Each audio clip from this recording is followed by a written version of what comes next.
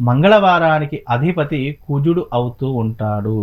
కుజుడు దేనికి కారకుడవుతాడు అని అంటే గనక, కుజుడు ఉద్రిక్తతా కారకుడు. అంటే ఉద్రిక్తమైనటువంటి గ్రహము.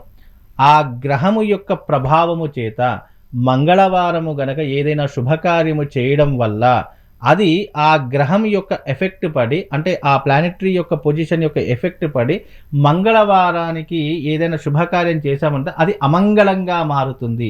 మంగళము అంటే శుభము, హ్మ్. అమంగళము అంటే అశుభము.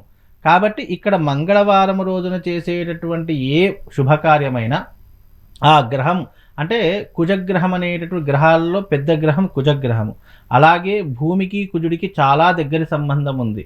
అలాగే కుజుడి యొక్క గ్రహం వల్ల ఎలాంటి ఎఫెక్ట్స్ ఉంటాయంటే అప్పుల బాధలు, అనారోగ్య సమస్యలు, మానసిక చింతనలు, వివాహం కాకపోవడము, అలాగే జాతకంలో కుజదోషము అని అంటుంటాం. కుజదోషము అన్నదానికి అర్థం ఏంటి? మంగళ దోషము అని అర్థము. హ్మ్. అంటే ఆ రకమైనటువంటి దోష ప్రభావం కలిగినటువంటి వాడు, వివాహాన్ని ఆలస్యం చేసేటటువంటి వాడు, శుభకార్యాలకు దూరంగా ఉండేటటువంటి వాడు.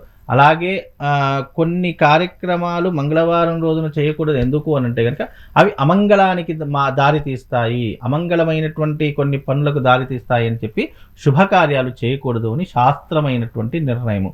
అలాగే మంగళవారం కేశఖండన లాంటివి చేసుకోకూడదు. వెంట్రుకలు కానీ జుట్టు కానీ కట్టు చేసుకోకుండా కేశఖండన అస్సలు చేయకూడదు. మంగళవారం రోజున గోర్లు తీయకూడదు.